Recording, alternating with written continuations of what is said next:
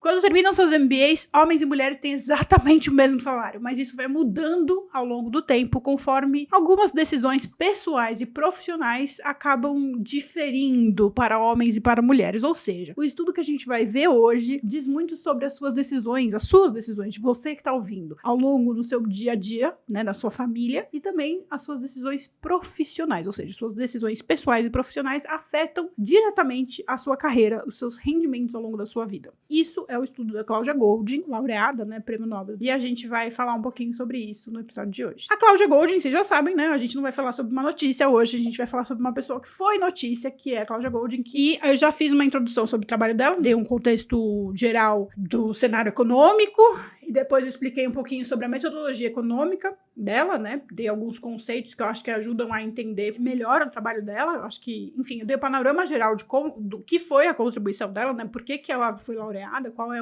a conjuntura geral, porque não foi um paper específico, não é exatamente esse paper que explicou ela ganhar o Nobel, é um conjunto de papers que ajudam a entender uma perspectiva inteira de mercado de trabalho. O paper que eu vou ler para vocês, que eu vou comentar com vocês hoje, é uma faceta, né, do trabalho dela, uma pequeníssima faceta, mas é uma faceta que eu acho que é muito importante, porque ajuda a entender a nossa tomada de decisão profissional e pessoal, e também o objeto de estudo, que são pessoas com MBA, tem muito a ver comigo e com a minha audiência, né? A minha audiência acaba que é uma audiência muito elitizada, de pessoas que muitas vezes não são do universo da economia, o que eu acho maravilhoso, mas também tem muita gente que é do universo da economia, que faz MBA, enfim, que persegue essas carreiras corporativas e financeiras que foram o objeto de estudo desse paper em particular. Então, eu acho que pode ser interessante para você na sua vida pessoal e na sua vida profissional você adquirir esse conhecimento do estudo dela. Bom, é importante eu dizer para vocês, é bom eu dar um pouco de contexto, que ela fez o estudo com base no MBA de Chicago, né? Que são as pessoas que fizeram MBA em Chicago. Então, a gente tá falando de um universo muito elitizado. São as pessoas que têm literalmente os melhores salários dos Estados Unidos. Acho que só perde para advogado. Então, a gente tá falando de pessoas de uma elite financeira, ou talvez até uma elite intelectual, de um universo altamente competitivo, muito privilegiado. Mas que eu acho que justamente por ser um universo tão elitizado, às vezes a gente consegue isolar alguns elementos que provocam desigualdade, principalmente de gênero, quando a gente está falando de camadas mais pobres. Ou seja, o que eu quero dizer com isso? A gente está falando aqui do melhor cenário possível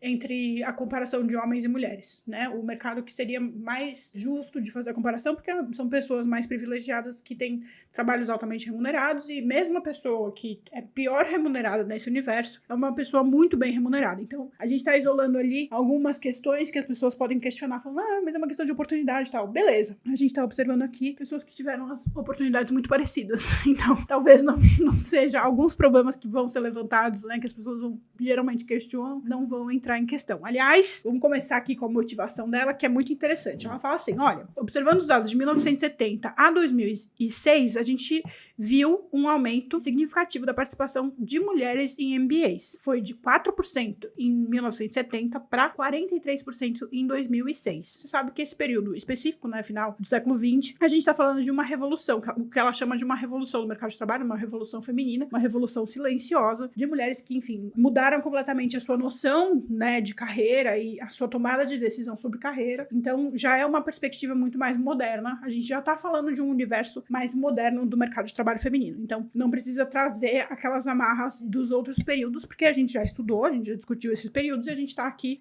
nivelando a conversa para estar todo mundo na mesma, partindo do mesmo nível da conversa, né? Enfim, aí ela fala assim, embora a gente tenha observado uma grande redução, quer dizer, um grande aumento da participação da mulher, de 4% para 43% nos MBAs, a gente não vê essa evolução na mesma velocidade e de mulheres em cargos executivos, de poder, assim, tipo CEO, sabe, chefona da empresa, tal, não foi na mesma proporção. E o que explica isso, né? Aí ela fala assim, tem várias explicações para o fraco desempenho das mulheres nos setores corporativo e financeiro. Geralmente as pessoas levantam algumas questões do tipo, evidências experimentais sugerem que as mulheres têm menos gosto por ambientes altamente competitivos em cargos financeiros e corporativos de alto nível. E que mulheres, no geral, né, com MBA ou sem MBA, podem estar menos dispostas a negociar agressivamente salários e promoções. Ela fala, pode ser, isso pode ser um fator. Mas será que é só isso mesmo? Ela fala assim, as mulheres com MBA também podem estar sujeitas à discriminação de gênero implícita ou explícita, e mesmo as mulheres com MBA talentosas podem ter dificuldade de serem reconhecidas em locais de trabalho dominados por homens. Isso a gente meio que sabe que é verdade, né? Mas a gente tá falando de um universo, e isso eu posso falar com propriedade porque eu sou desse universo. A gente tá falando de um universo, principalmente no período mais recente, em que na elite da elite, assim, tem muito menos essa hostilidade com a mulher. Ainda tem, claro, não tô falando que não tem, mas é muito menor. Eu, Olivia, nunca na minha vida profissional corporativa passei por nenhuma necessidade de provação. Talvez seja porque eu tenho uma personalidade um pouco mais, entre muitas aspas, tá? Masculina, porque eu sou mais agressiva na hora de me colocar e tal. Tem gente que não gosta disso, mas enfim, eu sou assim e talvez isso tenha me favorecido. Talvez. Mas, via de regra, no universo de pessoas que têm o meu nível, não é tão comum a gente ver essa hostilização com mulher como é mais comum em níveis de formação profissional mais baixos. Então, não tô falando isso pra minimizar essa questão, mas é que no caso de MBA específico, a gente pode meio que isolar isso, na minha opinião. Mas enfim, a Cláudia não isola. Ela fala, tá bom, a gente vai testar. Ela fala assim, mulheres também podem ficar pra trás na carreira, né, devido a conflitos familiares, né, porque esse tipo de trabalho executivo tem jornada de trabalho longa, tem compromissos muito pesados de viagem, horas inflexíveis, e isso pode realmente afetar as decisões da mulher em relação à sua carreira. Esse artigo fala da importância relativa dessas explicações alternativas de disparidade de gênero nos resultados profissionais do profissional altamente qualificado nos setores corporativo e financeiro dos Estados Unidos. Então, o que ela tá falando, de um jeito muito elegante, assim, tá, a gente vai testar. Pode até ser que isso daí seja verdade, mas vamos testar outras coisas também? Porque eu acho que nesse universo específico que eu tô estudando, eu não acho que é isso que explica, não. Vamos dar uma olhada aqui nos dados. Aí ela vai lá e fala assim, ó, o que eu fiz? Eu peguei todas as pessoas que se formaram no MBA de Chicago entre 1990 e 2006. E eu observei, e aí lembra que eu falei da equação de Slutsky? Que é, na verdade, a gente observando ali no universo, e por isso que eu falo que não dá pra você ser marxista e entender isso, porque são premissas distintas. Quando você fala que eu sou liberal malvada, eu tô falando disso. Você pode estar falando que eu tenho interesse político, XPTO, blá, blá, blá, mas eu tô falando disso, que o marxismo, o materialismo histórico, dialético e tal, não observa isso, porque ele é incapaz de observar isso, porque ele tá falando ali da luta de classes e eu tô falando de dados. O que eu tô falando de dados, né? Voltando pro que a gente conversou. Os indivíduos, na visão neoliberal malvada, os indivíduos são seres racionais que tomam decisões com base nas suas expectativas. E existem elementos na sociedade, né, no mercado, a gente chama a sociedade como mercado. Existem elementos que afetam as decisões dos indivíduos. Então, a gente falou da equação de Slutsky e a gente falou assim, ó, quando aumenta o preço de um produto, vai afetar a sua decisão em adquirir ou não aquele produto. Então, você vai querer consumir menos daquele produto se você considerar aquele preço salgado pro seu bolso ou qualquer coisa assim. Ou você pode até decidir substituir aquele produto. Falar, não vou mais consumir esse produto, eu vou consumir outro. Então, o que a gente tá falando aqui? A gente tá falando assim, ó, quando a gente observa os indivíduos e as suas decisões, a gente não tá falando de uma relação opressora, que o capitalista vai lá e coloca um preço para oprimir ou para explorar o proletário, etc e tal. Não, a gente tá falando assim, olha, isso daqui é dado,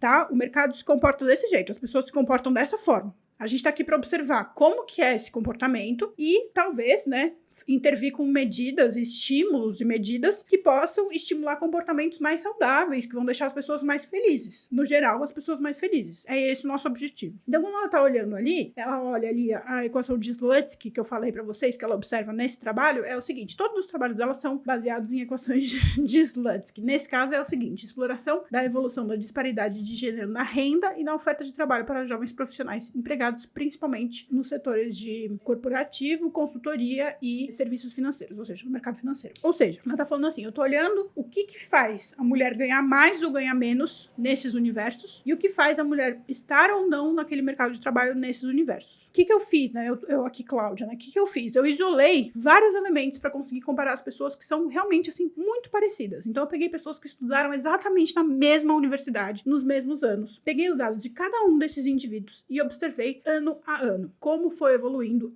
ano a ano ao longo de quase 30 anos, né? Aí ela fala assim, descobriu-se que no início da carreira, já vou dar um spoiler aqui, no início das suas carreiras, os MBAs masculinos e femininos têm rendimentos laborais idênticos, ou seja, quando se forma, homens e mulheres ganham exatamente a mesma coisa. O primeiro emprego depois do MBA é exatamente os salários iguais, mas ao longo do tempo, isso vai mudando. Em 5 anos, essa diferença passa para 30% e em 10 anos já vai para 60%. Então, vai aumentando muito a diferença ao longo do tempo. Ela fala, poxa, mas o que explica isso? Porque aumenta também a porcentagem, ela observa, né? Eu observei também que aumenta a porcentagem de mulheres que não estão empregadas. Depois de 10 anos, 13% das mulheres não estão mais trabalhando, das mulheres formadas no MBA. Já entre os homens, é só 1% que não está mais trabalhando. O que explica essa diferença grande? Tanto do salário quanto da pessoa não estar mais trabalhando. O que afeta isso daí? Ela fala assim, olha, basicamente tem 3 determinantes fundamentais que eu observei que explicam, né, a disparidade de 84%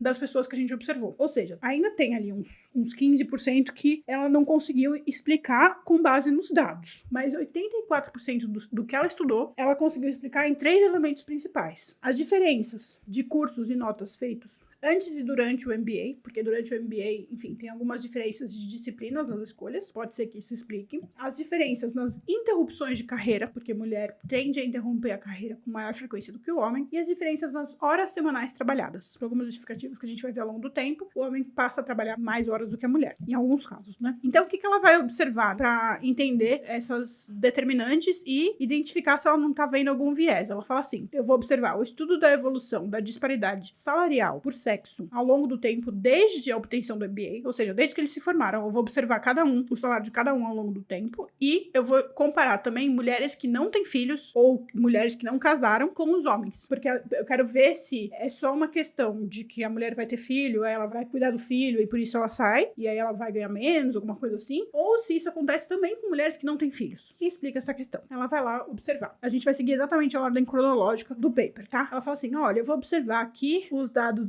dos estudantes do MBA de Chicago de 1990 e 2006, e eu vou observar eles em dados em painel. Dados em painel é um tipo de análise econométrica que a gente vai observar o indivíduo ao longo do tempo. A gente vai observar a mesma pessoa ao longo do tempo. Então, no ano 1, no ano 2, no ano 3, no ano 4, a gente não vai observar pessoas diferentes para comparar. A gente vai observar a mesma pessoa ao longo do tempo e ver qual que é a curva dessa pessoa, a curva da outra pessoa, a curva da outra pessoa ao longo do tempo. Beleza. Para bater a metodologia dela, ela fez a coleta de dados dela e ela bateu com a coleta de dados da universidade, porque a universidade são dados distintos. Ela falou assim, eu vou fazer a minha coleta, eu vou fazer a minha análise entrevistando ali as pessoas, mas eu vou bater com os dados da universidade para ver se não teve algum erro, se alguém mentiu, qualquer coisa do gênero. Então ela fez um double check ali das informações. Alguns dados curiosos da amostra. As mulheres que passaram nesses MBAs, elas têm a nota, né, da graduação, o GPA, maior do que dos homens. Então a seleção, a concorrência, né, das mulheres é um pouco mais difícil. A gente meio que precisa ter notas melhores para ser admitida nos MBAs. Mais ou menos isso, né? Que tem uma leve interpretação da Olivia, mas é mais ou menos isso que os dados estão falando. Mas no fim das contas, as notas no MBA acabam regularizando isso e a média tende a ser mais parecida. Em relação à idade, as mulheres tendem a entrar no MBA mais jovem do que os homens e elas têm na graduação médias por curso, né, por áreas de curso, ligeiramente menor do que dos homens, ou seja, no mestrado os homens tendem a ter notas mais altas do que das mulheres, mas é uma diferença muito pequenininha. No momento da pesquisa, as mulheres com MBA eram menos propensas a se casar do que os homens. 65% dessas mulheres casaram, eram mais propensas a casar, e 81% dos homens se casaram, ou seja, os homens são mais casadores do que as mulheres. Se casadas, as mulheres com MBA tinham menos probabilidade de ter um marido com menos anos de escolaridade do que elas. Ou seja, os homens, em geral, se casam, né, com mulheres menos escolarizadas do que eles. As mulheres, por outro lado, tendem a se casar, principalmente as mulheres com MBA, que é o objeto de estudo, elas tendem a se casar com homens mais estudados do que elas, no geral. Mulheres com MBA eram menos propensas a ter filhos no ano que saíram do programa. 4% das mulheres, quando terminam o MBA, no ano seguinte já tem filho. No caso dos homens, é 16%. Quando o homem termina o MBA,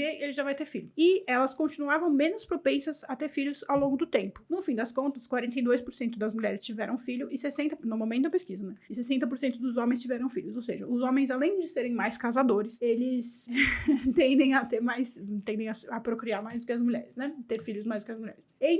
Sob a amostra de entrevistados, podemos observar, desde que receberam o MBA, 27% das mulheres tiraram um tempo afastado do trabalho, enquanto só 10% dos homens tiraram um tempo afastado do trabalho. Um dado curioso, não tem efeito grande na pesquisa, mas que eu achei interessante da pesquisa, é que, embora muitas pessoas saiam do MBA e vão trabalhar com investment banking, as pessoas que vão evoluindo na carreira e continuam trabalhando com investment banking caem muito. Então, investment banking, que é tipo a pior carreira do mercado financeiro em termos de horas de trabalho, tem jornadas extremamente agressivas. Então, a tendência é que, conforme o cara vai evoluindo na carreira, ele vai saindo do investment banking, a mulher também, enfim, no geral, as pessoas tendem a sair. Eu achei isso interessante porque é uma área que geralmente o jovem quer muito trabalhar, porque, nossa, ganha bem, mas no fim das contas, conforme vai envelhecendo, fala, eu não quero trabalhar com essa merda. Pois bem, até então a gente estava só descrevendo os dados, né, as observações. Agora a gente vai observar o que ela descobriu, né, na oferta de trabalho, ou seja, do universo dos que se formaram em MBA, que estão no mercado de trabalho, o que a gente observa? No início das suas carreiras, a participação das pessoas que se formaram no MBA no mercado de trabalho é muito alta e muito semelhante. Ou seja, no ano zero, 95% das mulheres estão no mercado de trabalho e 98% dos homens estão. Então, tipo, meio que todo mundo já tá no mercado de trabalho, beleza. Mas isso vai deixando de ser verdade ao longo do tempo, porque, ó, a gente falou do ano zero, né? No ano que se formou, 95% das mulheres, 98% dos homens estão no mercado de trabalho, beleza. Aí no ano 1, aumenta mais ainda a quantidade de pessoas trabalhando, né? Então, 99% das mulheres estão trabalhando e quase 100% dos homens também estão trabalhando, beleza. No ano 3, já muda. Quase 100% dos homens continuam trabalhando, mas para as mulheres já diminui para 98%. Aí já começa a discrepância, porque a partir daí, do ano 3, a mulher só vai diminuindo sua participação no mercado de trabalho, até que chegue até no ano 10 em 84%, e os homens continuam em 99%, ou seja, a mulher vai saindo, né, do mercado de trabalho e os homens continuam lá. Esse é um ponto que a gente observa. Outra observação interessante é das pessoas que trabalham em tempo integral, né? Enquanto no ano 1, cerca de 90% das mulheres estão em trabalhos de tempo integral, no caso dos homens é 93%, ou seja, já no ano 1 tem uma diferença, né? Tem uma parcela, sei lá, mais de 10% das mulheres trabalham em tempo parcial, né? Não é tempo integral. No caso dos homens, é menos do que 10%. Já no ano 10, a gente evolui para 62% das mulheres trabalham part-time, né? Que não é o tempo integral, e 92% dos homens trabalham em tempo integral. Ou seja, vai diminuindo muito, 40% das mulheres estão trabalhando em tempo parcial, deixaram de trabalhar integralmente, enquanto nos homens só, sei lá, 5%, 8% deles, é uma diferença muito grande. Quando a gente vai observar as pessoas que tiram um tempo off, né, vai fazer um sabático, tira um tempo sem trabalhar, por qualquer motivo que seja, a gente vê um aumento muito grande das mulheres, né, no ano 0, tipo 5%, 6%. No ano 10, 40% das mulheres tiram um tempo off. No caso dos homens, é só 10% que tiram tempo off, né? Faz um sabático, alguma coisa assim. Então, você vê uma diferença muito grande. E, se você for observar a média acumulada de tempo sem trabalhar, as mulheres tiram, em 10 anos de carreira, tiram pelo menos 1 ano sem trabalhar, e no caso dos homens, não chega a ser 2 meses. Então, é uma diferença muito grande. Pois bem, e se você for tomar o filho como justificativa para a mulher ter saído do mercado de trabalho, tem uma parcela significativa que não está explicada, porque nesses dados, né, no pico, só metade das mulheres tiveram filho. Então, por que tem uma disparidade tão grande? Mesmo uma mulher que não teve filho, tem essa disparidade em relação ao homem. Quando a gente tá falando de salário, bom, você vê que o homem, realmente, desde a formatura, já ganha muito mais do que a mulher. Embora no começo, na formatura, a diferença seja muito pequena, dá pra falar que é até idêntico, porque realmente é bem parecido. Mas, no final, no ano 13 ali, você vê que o melhor, né, o melhor remunerado tem o salário de $1.200.000. A mulher melhor remunerada tem um salário de menos de 440 mil. Ou seja, menos de 1/3 do que o homem mais bem remunerado. O salário da mulher mais bem remunerada é menos do que a média de todos os homens. Então, a mesma mulher mais bem remunerada ainda está muito abaixo do que o homem em média, depois do MBA. Então, a gente vê aí uma discrepância muito grande de salário. E aí, ela observa vários fatores. Eu não vou passar por todos, mas eu vou ler para vocês as tabelas, né, para vocês saberem quais são os fatores. Ela observa vários fatores para entender o que explica essa diferença salarial, né, e de oferta de trabalho. Ela vai observar a diferença de salário e oferta de trabalho. Então, ela vai observar ano a ano, ela observa os ganhos, né, o salário, ela observa se está trabalhando ou não no primeiro ano, o tempo acumulado sem estar trabalhando ano a ano, as horas semanais trabalhadas ano a ano, e é basicamente isso. Na outra regressão, ela observa outros fatores, ela adiciona outros fatores para tentar entender a diferença de salário. Ela observa se a mulher já tem ali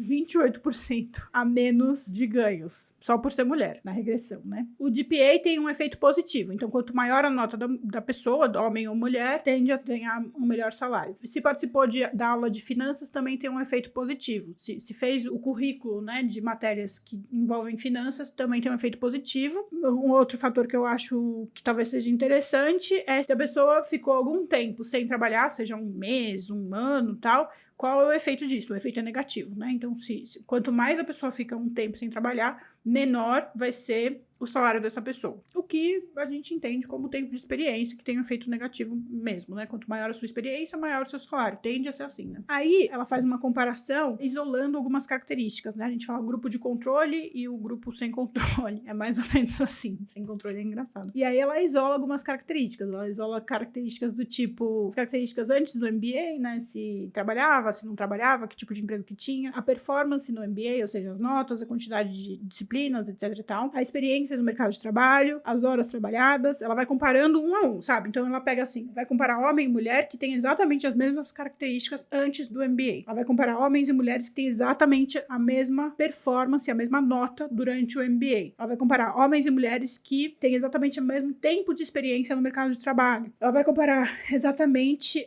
homens e mulheres que trabalham exatamente as mesmas horas por semana. Enfim, ela vai comparando várias características idênticas, né? Vai isolando características que não são idênticas para justamente ter uma noção do que exatamente vai impactar negativamente no salário da mulher. Então ela vai lá e observa tudo isso, beleza. A oferta de trabalho para homens e para mulheres, ela vai observar lá dessas regressões, ela vai chegar a algumas conclusões. Ela fala assim, uma das principais razões pelas quais as diferenças de gêneros na renda surgem e se expandem ao longo do tempo é pela questão de tempo de experiência profissional e horas trabalhadas. A quantidade de horas semanais que a mulher trabalha e o tempo, né, se a mulher parou de trabalhar ou não. Todas as vezes que a mulher para de trabalhar, seja por um mês, seja por um ano, isso vai diminuindo o salário dela.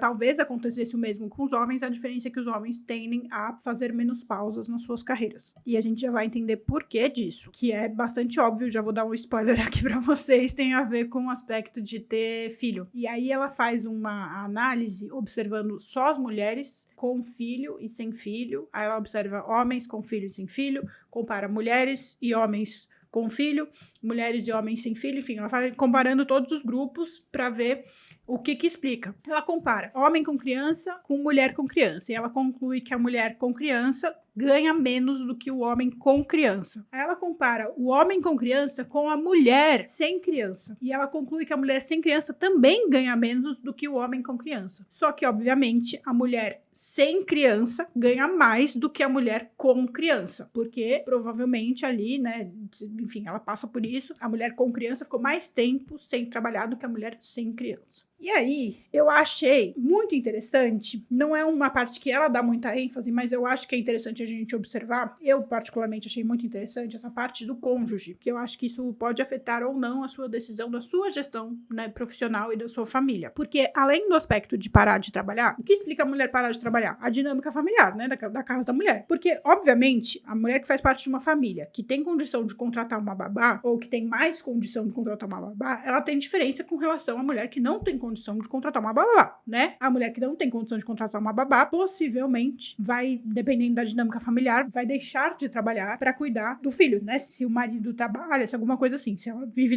nesse tipo de dinâmica familiar. Então, o cônjuge, no fim das contas, ele acaba tendo uma relevância muito grande na decisão da mulher de estar ou não no mercado de trabalho. Então, lembra que a gente falou da equação de Slutsky, que a gente falou se aumenta o preço, se diminui o preço? O cônjuge acaba tendo um papel tão decisivo quanto o salário, que seria o preço. Por quê? Porque o cônjuge que ganha mais tem alguns efeitos, o cônjuge que ganha menos tem outros efeitos, e a gente já passou ali no início e viu que a mulher tende a se relacionar com homens mais bem remunerados. Mas, obviamente, como a mulher ganha menos do que o homem, vamos ver se você acompanha meu raciocínio. Como a mulher ganha menos do que o homem, quando ela se relaciona com um homem que ganha mais do que ela, não significa que ela está necessariamente se relacionando com um cara muito rico ou muito mais rico do que ela. Porque mesmo o homem mais mediano tende a ganhar mais do que a mulher mais bem remunerada. O que a gente está querendo dizer aqui é que não necessariamente a mulher está casando com um homem rico, não necessariamente a mulher tá casando com um cara super bem sucedido, que a gente pode passar essa impressão quando a gente fala a mulher tende a se casar com um cara que ganha melhor. Não, é porque ela ganha menos, e ela ganha menos por fatores que afetam, né, da sua dinâmica familiar. E aí, enfim, vamos passar pelos dados e aí você tire suas próprias conclusões, embora eu já tenha conduzido um pouco algumas das suas conclusões, né? Olha que coisa interessante, o efeito da maternidade na probabilidade de uma mulher não trabalhar é 2 vezes maior se essa mulher tiver um cônjuge com rendimentos elevados em vez de um cônjuge com rendimentos mais baixos. Ou seja, o que ela fez? Ela dividiu a análise das mulheres por cônjuge, né? Então ela pegou lá um grupo de mulheres casadas com homens, ou enfim, com parceiros que ganham muito bem, que ela fala de rendimentos altos, com parceiros que têm um rendimento médio e com parceiros de rendimentos baixos. Não necessariamente o rendimento baixo significa que o cara é pobre, tá, gente? É só no relativo ali, em comparação aos seus colegas que ganham melhor, esse cara tem um rendimento baixo. Essa é que é a ideia. Se o cara ganha 1 milhão, o outro ganha 400 mil, esse cara tá no rendimento baixo. Mas não necessariamente significa que ele ganha mal, entendeu? 400 mil ainda é bastante. O efeito da maternidade na probabilidade de uma mulher não trabalhar é 2 vezes maior se essa mulher tiver um cônjuge com rendimentos elevados do que se ela tiver com um cônjuge de rendimentos mais baixos. Ou seja, o que a gente está falando aqui? A maternidade de mulheres que são casadas com caras mais ricos faz com que essa mulher tenha maior propensão a deixar de trabalhar. As mães com cônjuge com rendimentos elevados acumulam mais de 6 meses sem trabalho após a conclusão do MBA. E mesmo quando empregadas, elas têm uma semana de trabalho mais curta, em horas de trabalho mais curta do que as outras mães, né, as mulheres que são casadas e mães, que têm maridos que têm rendimento mais baixo. Entre as mulheres sem filhos, os maiores rendimentos conjugais parecem aumentar. Entre as mulheres sem filhos, os maiores rendimentos conjugais parecem aumentar ao invés de diminuir. Ou seja, uma mulher sem filhos que é casada com um cônjuge que tem uma renda alta, tem a mesma probabilidade de trabalhar e acumular experiência, etc e tal, e ter uma semana de trabalho longa, de muitas horas de trabalho, do que um homem típico dessa amostra. Ou seja, não ter filho aproxima a mulher da experiência masculina. Em suma,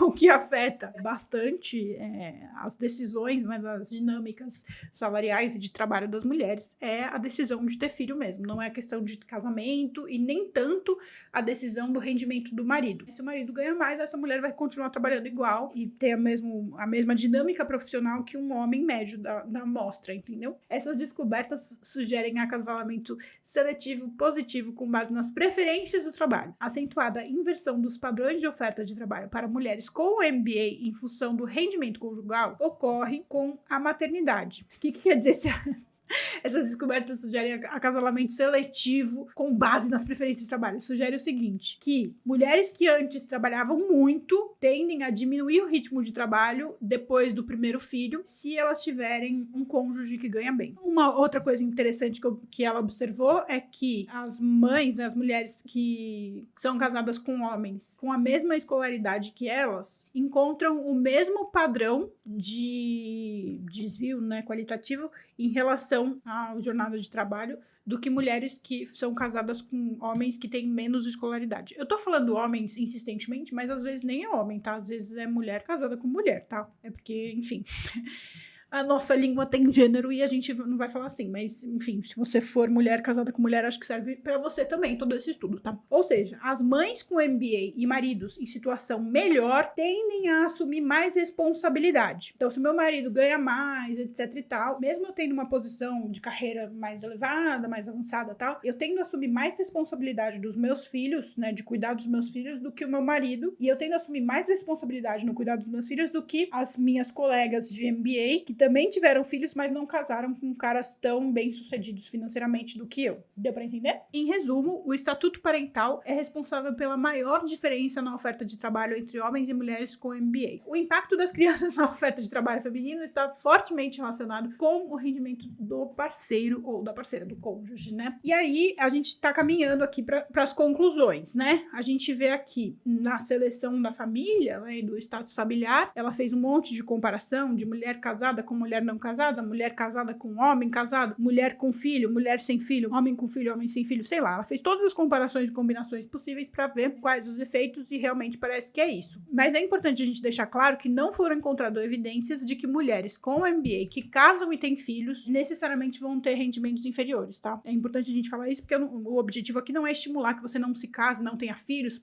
escolha a sua carreira, etc e tal. Não é isso. O objetivo é mostrar que o fato da mulher, no geral, casar e ter filho tende a diminuir a jornada de trabalho da mulher, tende a diminuir também os rendimentos. Mas ela deixa isso bem claro, assim. Pelo contrário, as mulheres casadas têm rendimentos previstos ligeiramente mais elevados do que as mulheres solteiras. E aquelas com filhos têm rendimentos ligeiramente mais elevados do que aquelas sem filhos, utilizando uma medida de rendimentos previstos com base nas características pré-MBA e desempenho no MBA. Mas olha que interessante, o nascimento do segundo filho tem pouco efeito adverso, né, tanto na oferta de trabalho, quanto no efeito renda, quanto no efeito substituição. Então, o segundo filho acaba não tendo nenhum efeito. O que tem efeito mesmo é o primeiro filho. E olha que loucura, os homens com MBA e com filhos veem seus rendimentos aumentarem conforme eles têm filhos e conforme o tempo vai passando. Então, a mulher tem uma conjuntura geral de, conforme ela vai tendo filho e se dedicando à carreira, ela vai diminuindo a sua jornada de trabalho e acaba afetando sua renda. O homem, pelo contrário, ele quando tem filho, tem um aumento, né, no seu rendimento e na sua renda, no geral, né? Ela fala assim, existem razões óbvias pelas quais as mulheres optam por reduzir o trabalho após o parto, mas as mães com MBA também podem ser forçadas a sair ou, pelo menos, ter esse caminho um pouco mais acelerado. Existem, no entanto, evidências sugestivas de que os padrões observados de diminuição na oferta de trabalho e nos rendimentos refletem substancialmente as escolhas das mulheres, dadas as restrições das famílias e a inflexibilidade dos horários de trabalho em muitos empregos dos setores corporativo e financeiro. O impacto diferencial dos filhos na oferta de trabalho das mulheres em função do rendimento do seu cônjuge parece consistente com essa interpretação. Inclusive, ela faz essa pergunta no questionário ali, por que a mulher deixou de trabalhar ou por que eles escolhem aquele trabalho? E o que eu tô querendo dizer com isso, né? Que a mulher tende a tomar decisões, o homem também, tá? Não tô falando que o homem não, mas,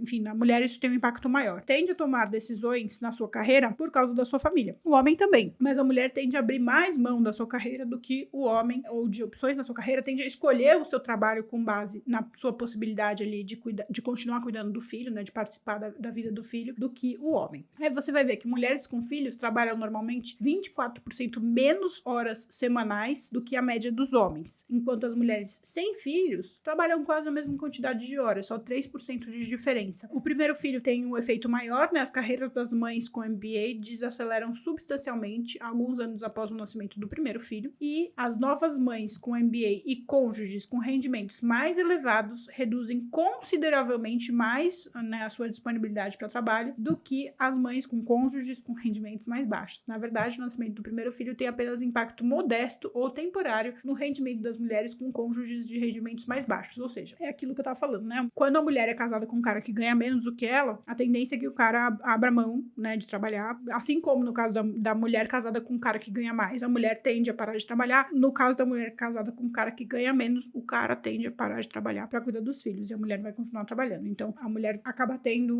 uma jornada de trabalho tão grande quanto a de um homem do seu colega de turma. A presença de filhos está associada a menos experiência profissional acumulada, mais interrupções na carreira, menos horas de trabalho e declínios substanciais no rendimento das mulheres. A única exceção que não se verifica esse tipo de efeito são as mulheres casadas com homens que ganham menos. Isso é muito interessante de se observar. Não tô falando que é bom ou ruim, mas eu acho muito interessante. E aí, ela pega um outro estudo, que é famoso também por comparar, mas esse outro estudo compara mais médica, advogada e doutoras, né? Mulheres com doutorado e, enfim, as suas relações ali com o trabalho, com o cônjuge, etc. E aí ela chega à conclusão de que as mulheres com MBA tendem a casar com homens mais bem remunerados. Ou seja, meninas, se vocês querem casar bem, vão fazer um MBA. Brincadeira, isso é brincadeira, tá? Basicamente, esse é o estudo. Ela fala assim, as mulheres médicas, advogadas, etc., elas acabam casando com caras menos ricos e por isso elas não podem se dar tanto ao luxo de parar de trabalhar quanto as mulheres de MBA que são casadas com caras mais ricos. Enfim, isso daí também é um pouco de simplificação, né? Eu tô,